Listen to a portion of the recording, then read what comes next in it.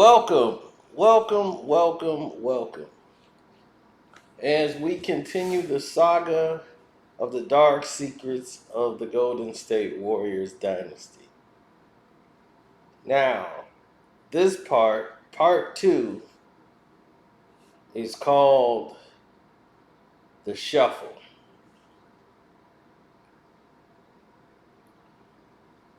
Now, the Golden State Warriors were going under a transition from old regime to a new regime, meaning that there's a new owner who many people just didn't even know. Chris Mullin was the general manager, and he was basically just buying the time. They kept him there because of namesake, as he retired and went into the front office after playing in Indiana. He ended up going to work with the Golden State Warriors, the franchise in which he became famous, and the place that he loved so much. Mullen was beloved in Golden State in the Bay Area. But the team wasn't successful. It had some runs under Nelly, and it just wasn't, you know, turning out so well. So, right before the draft takes place, they bring in Larry Riley. Larry Riley comes in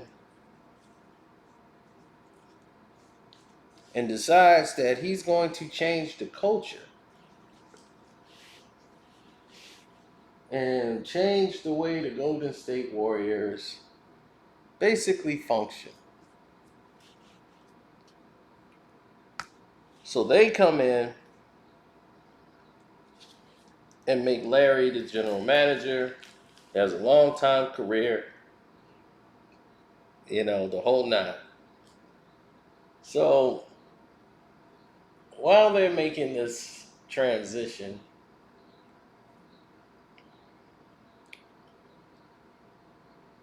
Chris Mullin was out, and the first pick, they actually go to the lottery and get their draft picks.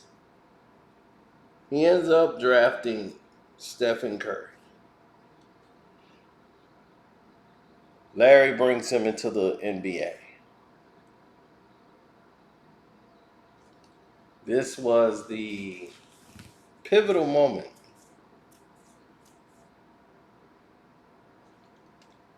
because things were about to change.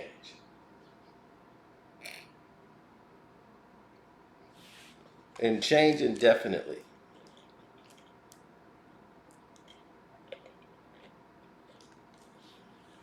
Now, the Golden State Warriors is getting ready to be purchased for sale. Everybody knew they were going to get sold, but they didn't know who into whom and how that was going to work out. And, people were trying to figure out anything they could about, who's this Joe LaCobe, this majority owner who came in and purchased the team. And no one really knew who he was, where he came from, or what have you. So, after a year after acquiring Steph Curry, with Don Nelson as the coach, there was a problem.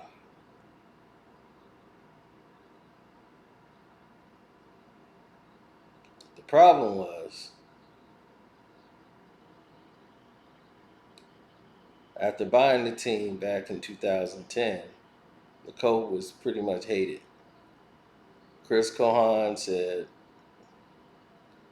I could have went higher with another offer, but he liked LeCobe's vision for the team better than the other owner that was going to buy it. So That's the reason he decided to sell the team to him. And he said he wanted nothing short but championships and wanted to make the Bay Area proud. But it was very strange to me why they sold. As Chris was getting out and they were coming in. Now, he came in 2010, and right away when a new owner comes in, he's evaluating people and he has his own visions, his own people he wants to bring in.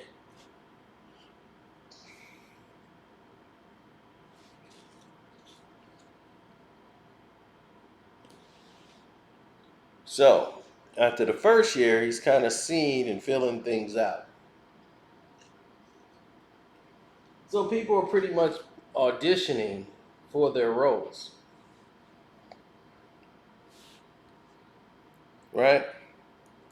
So, long story short, Don Nelson is out. Mark Jackson comes in. And now you got, you still have Larry here doing the work. So Larry is doing the long haul. Larry is the one who brought in Steph Curry, Klay Thompson, and this is what I meant when we're going to get to this whole Bogut situation. But before that, he got Klay Thompson, he got Steph Curry, and we're going to leave it right there for now.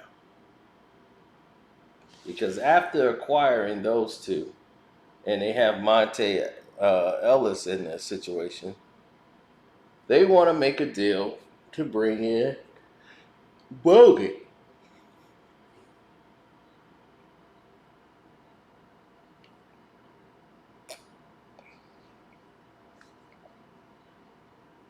Now, the thing is, they did not want to trade Stephen Curry. He did not want to trade Steph Curry. Riley was being pushed to trade Steph Curry.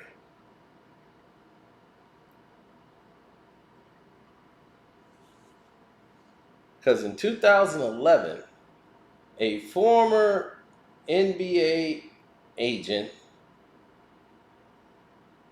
who worked for a sports agency by the name of Bob Myers was put into motion.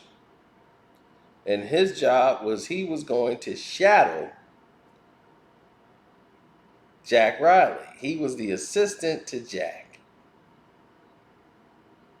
And said, this guy is going to be your assistant. As they were basically letting Jack know, you're on your way out and Bob's on his way in. But Larry never thought that would happen. Just said, okay, they want to give this guy some experience so down the road, one day Bob Myers will be the general manager.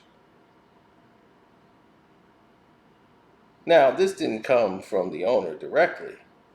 This came from the president of basketball operations, Rick Welts. Now, who is Rick Welts?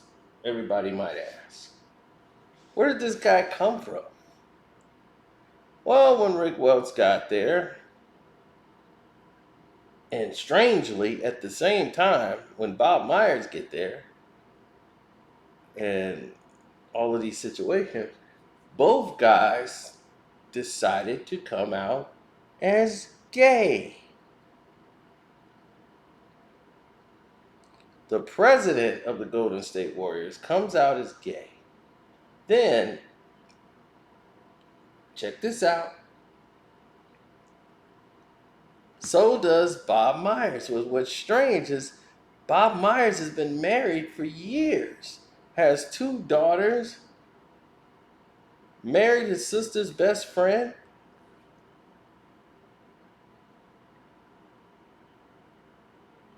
This is crazy. And then the photo you're looking at, that's her brother and his wife. Her brother died because he was rock climbing, and a rock fell on his head, and he's dead. Just thought I'd bring that up because he's in the picture. Now, this man that has two daughters and a wife. But if you look at Bob, I don't see a straight man nowhere in that man's face. How was he able to get away with that? He looks like Aaron Rodgers.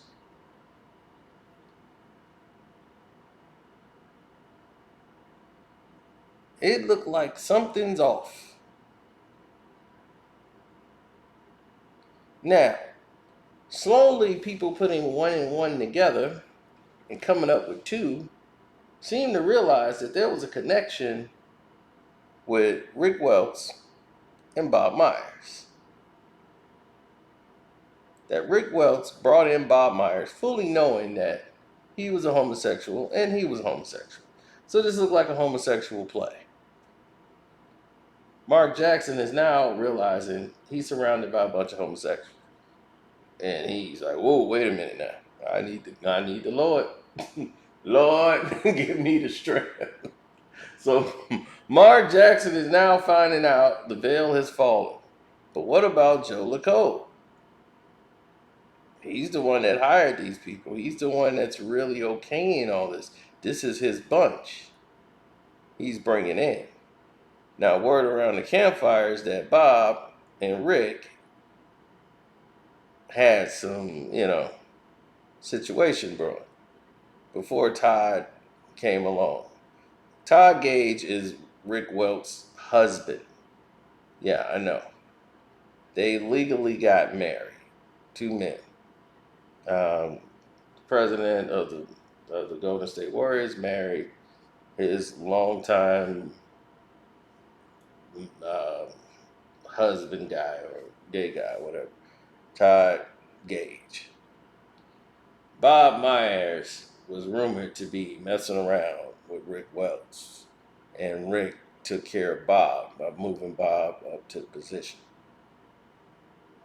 Now, here's the news. When this was going down, Larry Riley is in position here because he's the one that's got to. It's his name is on everything. So this whole Bogut trade, when it wasn't going through, and then they had to switch and get the trade done for Monte Ellis because he needed Bogut on the team. He thought he would be an essential piece to the team, and then they didn't lose Curry. They kept they kept this Curry and not Monte. The Warriors were furious because now they're like, we're going to end up with a guy who's broken. So we're going to have to get rid of this Curry guy in the off season, or we're not going to re-sign him because he stays hurt. So after this trade goes down, Steph Curry basically took Larry Riley's name. He named his daughter Riley, rumored off of Larry Riley, the last name. He actually ran the name Riley by him for girls' names and stuff. They were going through girls' names, and Riley was the name that they ended up falling upon. But he ran that by Larry Riley. That's how much he trusted the general manager who drafted him. Now,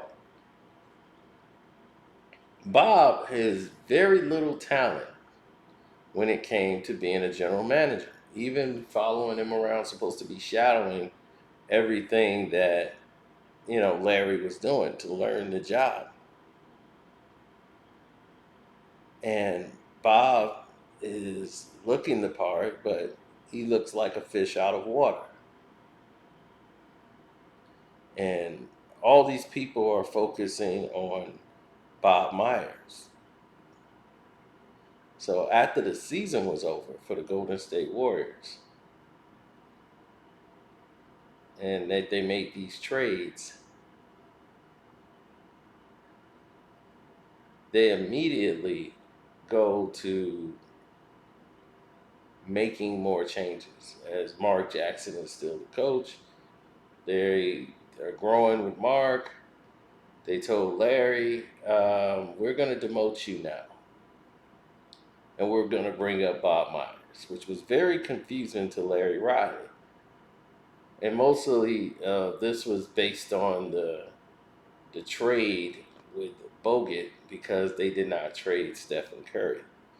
So Joe LaCobe and basically Rick Welts, they wanted Steph Curry gone and had to get rid of Monte Ellis, who they always knew is a crowd pleasing guard, and now you're gonna make Joe LaCobe look bad. And they booed Joe LaCobe and blamed him for the move. And Larry Riley took a bad toll because of it, and they kept Stephen Curry, and the fans love Monte Ellis. Now, what ends up happening is Steph gets these new ankle bracelets or whatever, and they're actually keeping him on the floor. His 3-point percentage is up. He's breaking NBA records. The Warriors are winning games and going to the playoffs.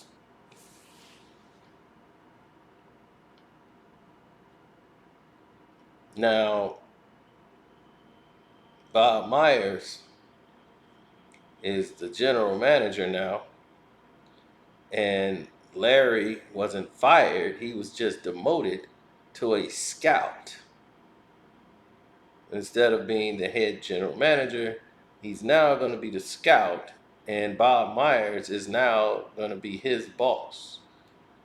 Of course, this pisses off Larry because this is so disrespectful to him, and said, in his own words, I'd be disingenuous if I said nothing other than this is some real disappointment about not being the general manager anymore. I think the team is set to be pretty good. It took a lot of work to get to this point, and I like to be in position to enjoy the success. But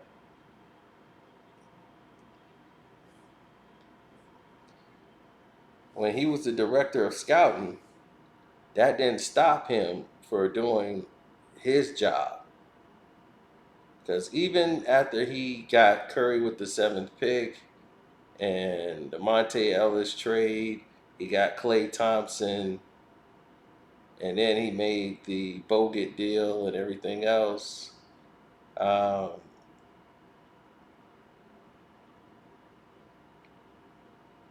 you look at him playing a pivotal role in the success of building that team. He was the director of scouting. He went out and scouted, what's his name, Fadis Azili, Draymond Green, and Harrison Barnes that came along in the 2012 draft. And Draymond always go, somebody got to give Bob some credit. No, y'all need to give Larry the damn credit. Larry Riley is the one that brought y'all in. You know who Bob Myers brought in that had nothing to do with Larry altogether? Andre Iguodala and Sean Livingston. Those are the only two people that Bob Myers brought in.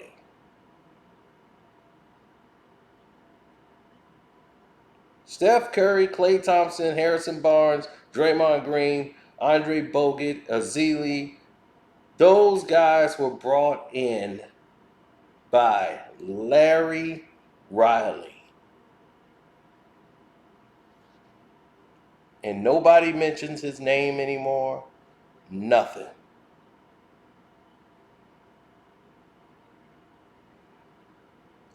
Dirty game, ain't it? He never gets his flowers and never could enjoy the success.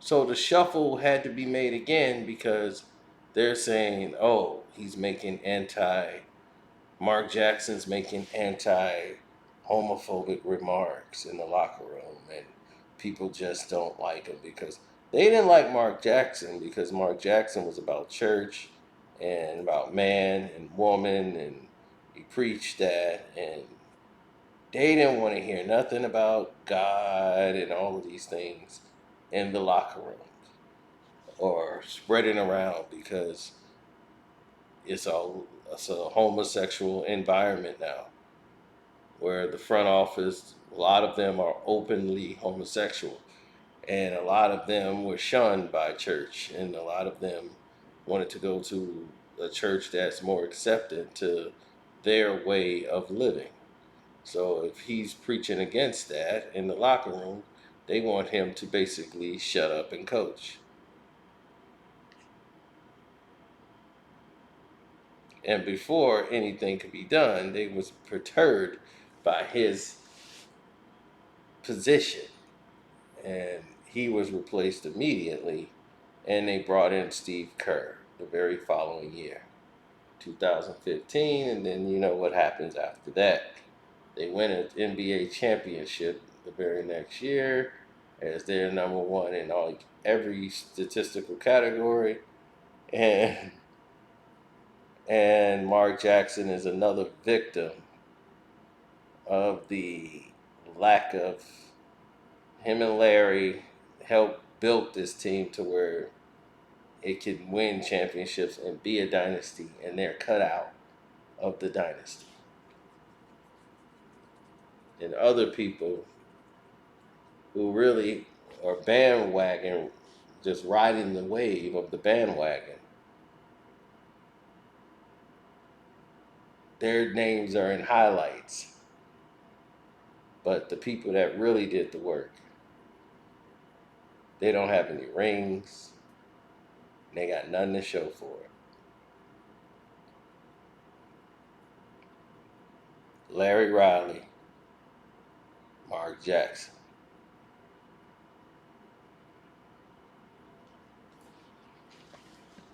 Now, we have to understand something. Someone's sexual preference shouldn't mean they get a job because of it.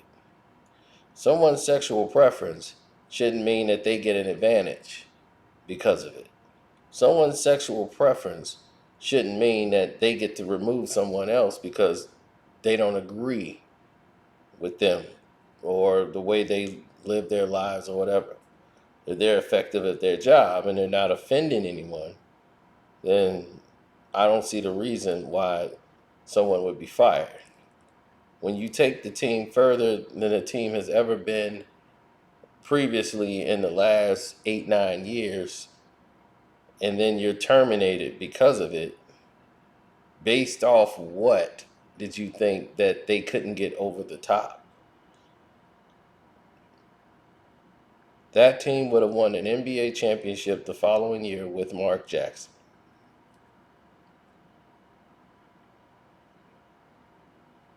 There was nothing he was doing incorrect that would keep that team from winning championships.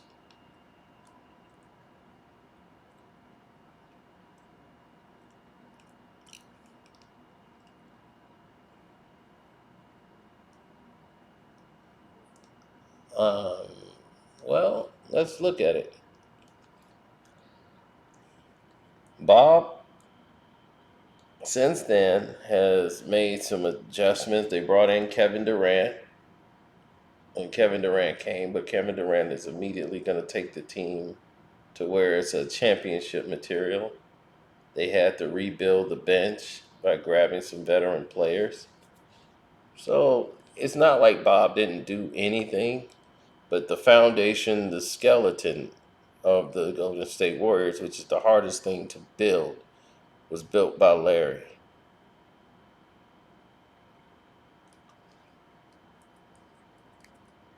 Now,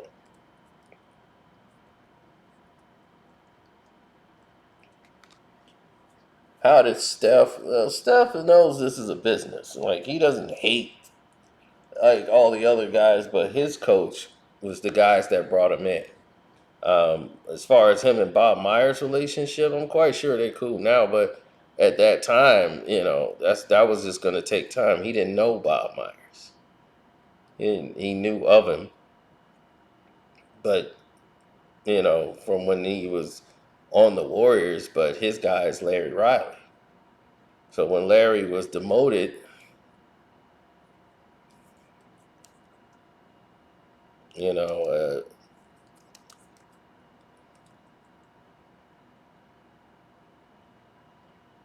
it really was a changing of the guard, where it was an uncertainty on what was going to happen with a lot of people's careers.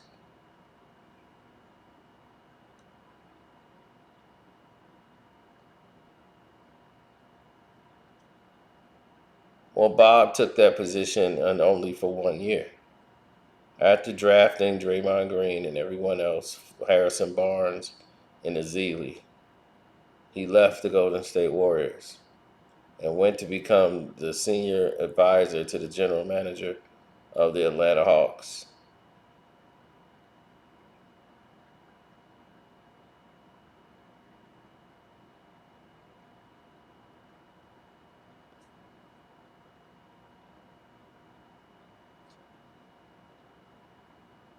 And who did he scout?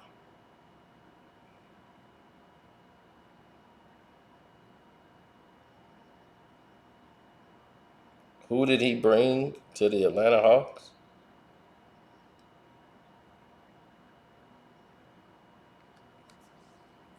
Well,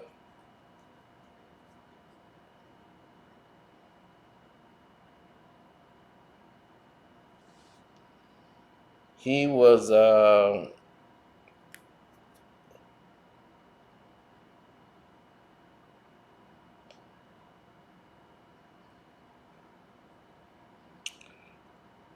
let me see. Who did he bring in that you guys would know from the Atlanta Hawks? You ever heard of Luka Doncic? Yep. He got Luka Doncic, and then they traded with Trey Young and got Trey Young in Atlanta, John Collins. They got a lot of teams. I mean, a lot of players on that team. They got Herter. They got Bogdanovich. Clint Capella was traded for. And now they finna have DeJounte Murray on the team. So it's gonna be an interesting team coming up the very next season. But they had a lot of players on that team that he helped get to this point. So the same man who got Steph Curry ended up getting Trey Young because he understood the game.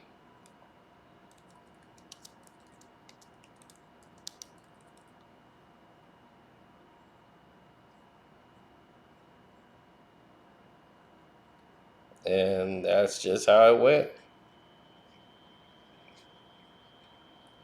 So, this is the end of part two. Don't forget to hit the like button, subscribe to the page, the Patreon. You guys get to see this first. So, God bless, and I'm out.